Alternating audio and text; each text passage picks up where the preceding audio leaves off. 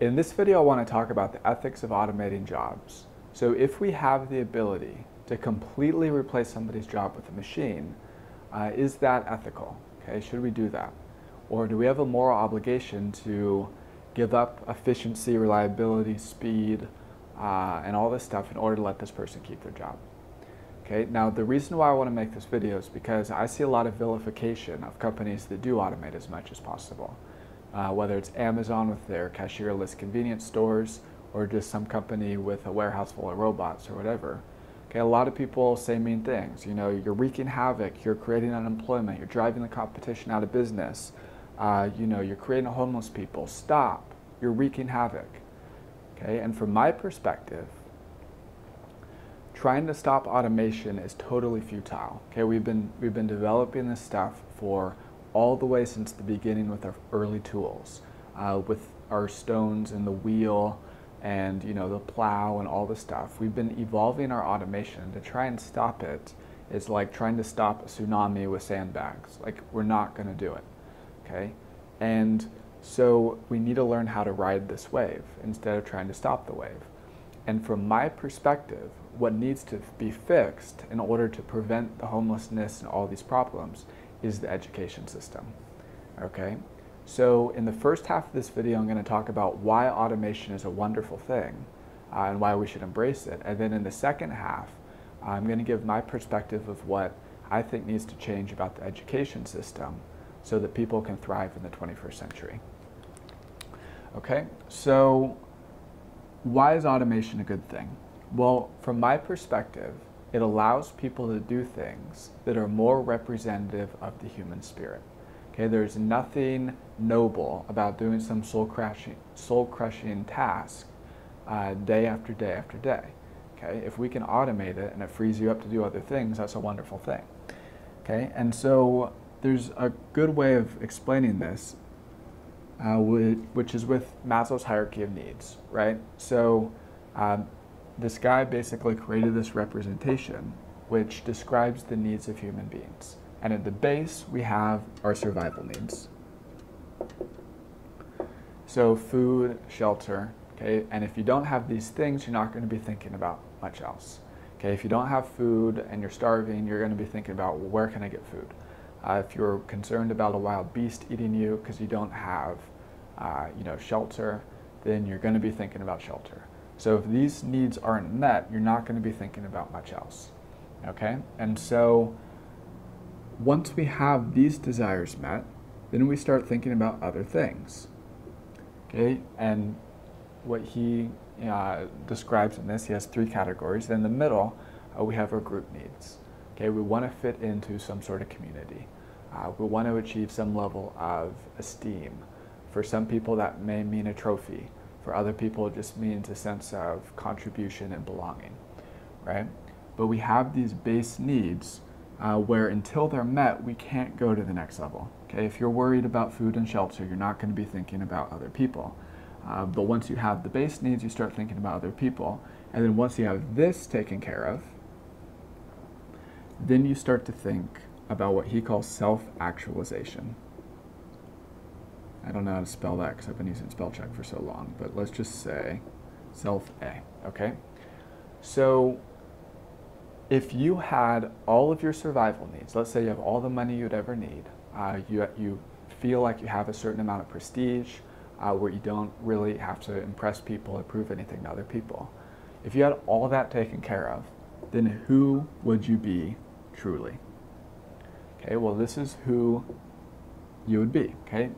Whatever that is, okay? And for everybody, it's different, different things. For some people, they may be inventors. For some people, they may be artists. For some people, they may be a poet or a movie actor or the world's best mom, right? There's all sorts of different things that people do, okay? But until you have these base needs taken care of, you're not going to be that true, authentic self. So, from my perspective, automation has been taking care of these base needs for us, and it's freeing up more time where we can be our authentic self. Okay, and that is a wonderful thing. Okay, that is a good thing. And if we try and stop it, then we're really stopping our own progress. Okay? And so if you look at how civilization has evolved, it actually allows more and more people to participate in the economy on these upper level things. Okay, so the more we automate, the more time people spend doing these self-actualized things. So let me explain this. So in a developing nation or a civilization, okay, almost everybody and all the businesses and all the focus is on food and shelter. Okay, if you don't have food and if you don't have shelter, you're not going to think about anything else. But as a civilization evolves and becomes more cultured and advanced, then you start to see things like in Sydney where they have the opera house.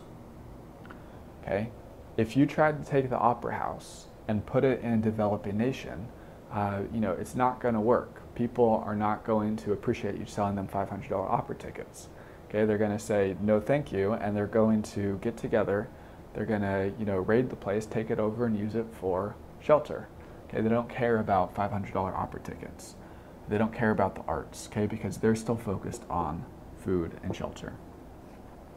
Okay, but if we automate and we have more and more people where this stuff is taken care of, then they have more time to participate in these types of things. Okay, and so there's all sorts of different things. Like in Hollywood, we have the movie industry, where people literally entertain people for a living. Okay, there's billions and billions of dollars exchanged in this economy, and it has nothing to do with survival. Okay, but the only way that's possible is because this stuff is already taken care of. Okay, you have sports arenas, where again, people spend billions and billions of dollars on these things to watch people play games. Okay, it's just for entertainment. Okay, but what is more representative of the human spirit? Laboring to get this stuff done, or these types of activities? Okay, I would argue that this stuff is way more fun, and the more people we could accommodate in these types of industries, the more joyful life will be. Okay, so automation is a wonderful thing, because automation, allows this stuff. So instead of spending 80% of our time looking for food, now in our civilized nation we spend like 2% or something like that.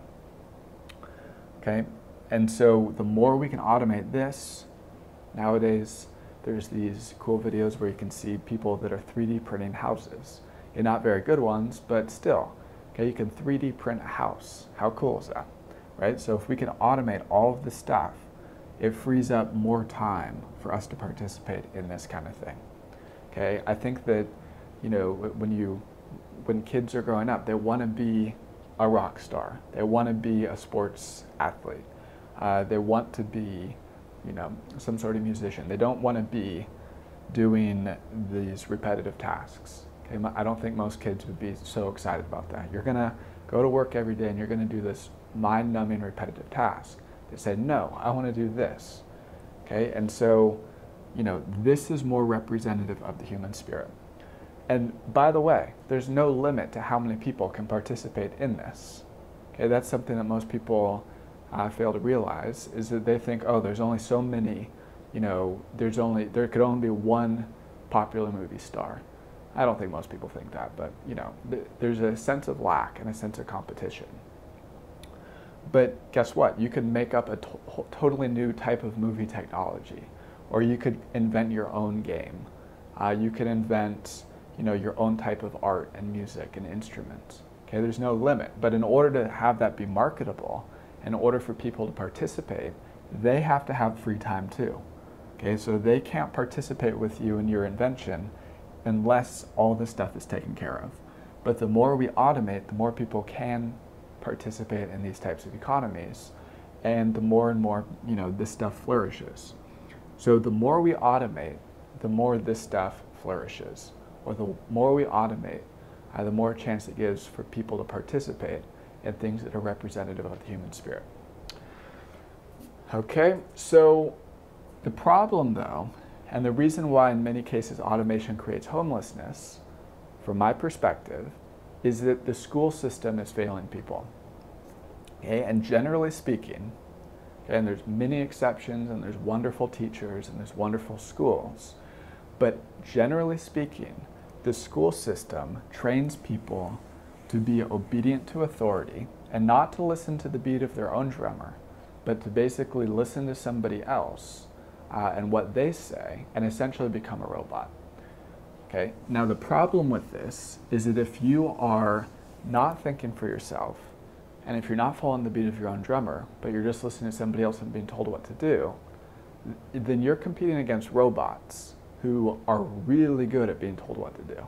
Okay, and they don't need to eat, they don't need to sleep, they don't need to take a lunch break, they don't care about improper working conditions, they just do.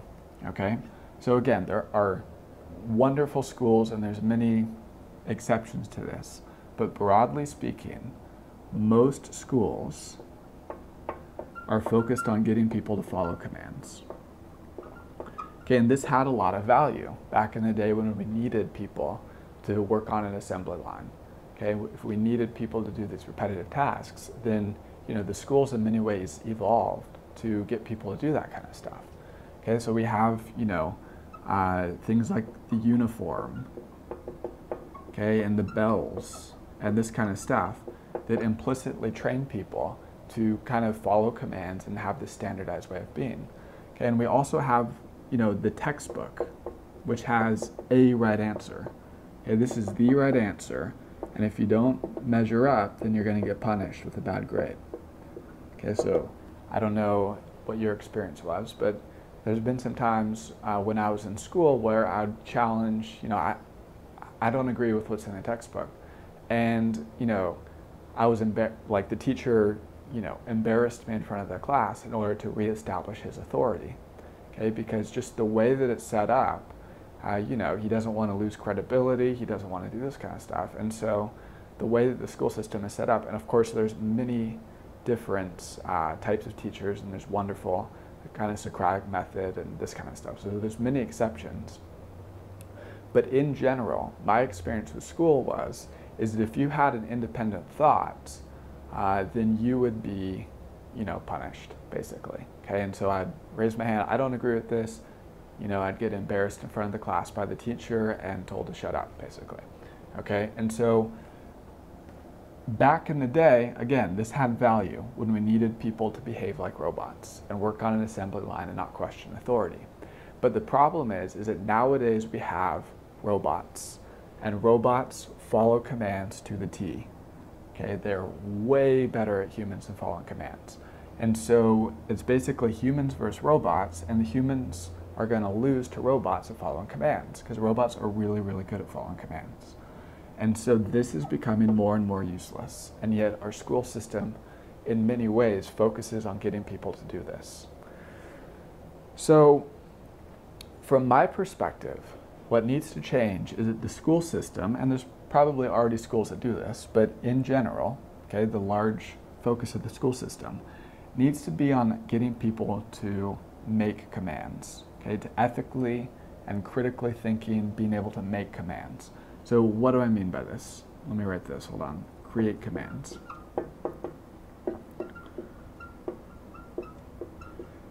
So at a base level, I'm talking about programming. Okay, if you are not able to program, and we have all of these robots that are, taking care of the bottom half of the pyramid, like survival and things like this, well, somebody needs to be able to tell them what to do.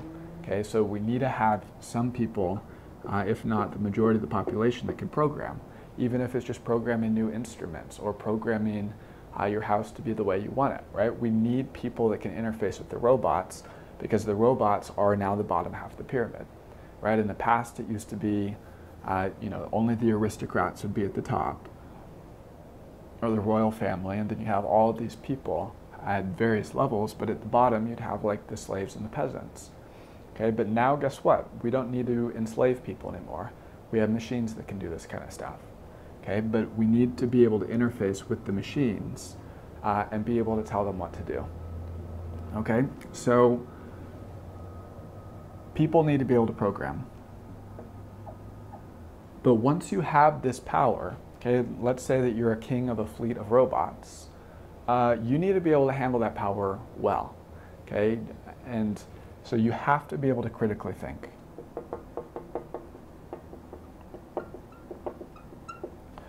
So Steve Jobs had that quote where it's coding teaches you how to think. Okay, and the person in the interview, if you watch it, is like, he was thinking about it, I don't know. Okay, but from my perspective, it's absolutely true. And what I think he meant by it was programming teaches you how to critically think. Okay, because the program or the robot, the machine, the computer will do exactly what you tell it to do, to the T. Okay, and so if you do not critically think, and if you do not really refine your command, it's just going to do whatever you tell it to do. So if you tell a human to do something, they may use their own judgment and say, I'm not going to do this. But if you tell a machine what to do, it's going to do it. And it's not going to err at all. It's going to do exactly what you tell it to do. And so you have to be critical in your thinking and what it is that you want to tell the robot what to do. Okay, and in positions of power, people have always needed to have this skill. So let's say that you're a king of some sort of empire, and you have to be able to critically think. If you just have all these people doing what you tell them to, and if you tell them to do things that are not good for the whole, then eventually the civilization is going to crumble. Okay, and so you see this, and it's an extreme example because I'm talking about countries that have one leader, right, a monarch. But as it's going, and if you have somebody that does have the capacity to critically think and is looking out for the whole, then the empire keeps on growing and growing and growing. Okay, but once it reaches a certain level where somebody inherits the power that does not know how to critically think, and they just start looking out for their own, immediate needs instead of the needs of the whole, then eventually the civilization starts to crumble. Okay, and so people need to be able to critically think. Okay, because this person's just going to do something more corrupt, and they're just going to concentrate their power and not look out for other people and this kind of stuff. And they're going to abuse it, and it goes all the way down. So just because we have power, power is not good or bad or evil. It's like electricity. You can use it for good, or you can use it to electrocute yourself or other people, right? And so you have to use power in a balanced way. And now that we have robots that are giving more and more people power, right? You have an assistant in your phone that can do whatever you want. You could have it order you healthy food, or you could have it order you not healthy food. You can use it to, stimulate all sorts of things that may not be good for you. So just because you have all this power does not guarantee that it's going to be used correctly. Okay, and so people in our education system need to teach people how to use this power responsibly. So the ability to critically think, the ability to have ethics. Okay, so ethics does not just mean, being nice or whatever. It means looking out for what's good for the whole. Okay, and sometimes niceness doesn't always translate to what's good for the whole. Ideally, you'd have both, and you'd be able to frame it in a way where it's nice. But sometimes, like I remember, I was out at the desert where we used to go camping and stuff, and I walked in front of a person that had a loaded gun, and they're shooting a target. And I walked, and he yelled at me so loud, and I remember it being kind of traumatizing. But I was doing something really dumb. I was walking in front of a loaded gun, and so that person needed to tell me, don't do that, right? And so that doesn't always translate into being nice, but it translates into somebody who's looking out for everybody's good and then enforcing what needs to be done, okay? So people have to have ethics. They have to be able to critically think and look for what's good for the whole, okay? Because we're part of the whole. And if you don't look out what's good for the whole and you just look out for yourself and you're in a position of power, then you destroy the whole and you eventually destroy yourself, okay? So we have to be able to critically think. We have to have ethics. And I think that the concentration should move away from this textbook paradigm where there's some right answer. Okay, we could still have a little bit of this to explore people's theories, but it has to move away from having a right answer, and I think that it should move into more of a simulation. Okay, we have these VR headsets, we have all this really powerful computing, and if we could create simulated learning environments, I think that's far more powerful than just being told what to do. Okay, I've learned so much from playing games like SimCity and civilization, right? And if we could move away from these being games, but for these being actual education tools, I think that'd be a wonderful thing, because it teaches people how to critically think and what the consequences of their use of power is. Okay, and especially when you program, like, you learn that if you tell the computer to do this, it's not going to work. So programming is in many ways kind of learning how to use this power. But we can also simulate other types of jobs where, you know, like in civilization, you get to be the leader of an empire, and you get to see how your decisions result in the thriving or not of your people. Okay, so if we could simulate all sorts of different things, which I think we can very, very well with our VR headsets and powerful computers, I think people will learn much, much better, and they won't necessarily find, you know, the right answer that the teacher tells them to, but they will find their own answer that may even be better than the teacher's answer, right? When you have this, you know, let's say this is the new leader, they don't copy exactly what the previous leader did. Okay, they if they're on the ascent and not the descent, they're going to look at the previous leader and they're going to say, okay, this could be better in this, and this way. I respect, you know, what you've done before, but this needs to be better. Okay, and so they're going to take it to the next level. And they don't do that just by copying what the previous person does, but they do that by critically thinking and observing the mistakes of the previous leader. Okay, so if we could have more people critically thinking, which I think you get from programming, you get from doing the simulation, then we can have more and more people that can be in these positions of power. Okay, because there's going to be more and more human beings in positions of power where we're in charge of all these robotics. Okay, and then there's also going to be people that can participate in more of the liberal arts with arts and stuff like this. Okay, which honestly, if you are a famous artist, I think you have a lot of responsibility to, you know, the people that are your fans. So that is a form of power too.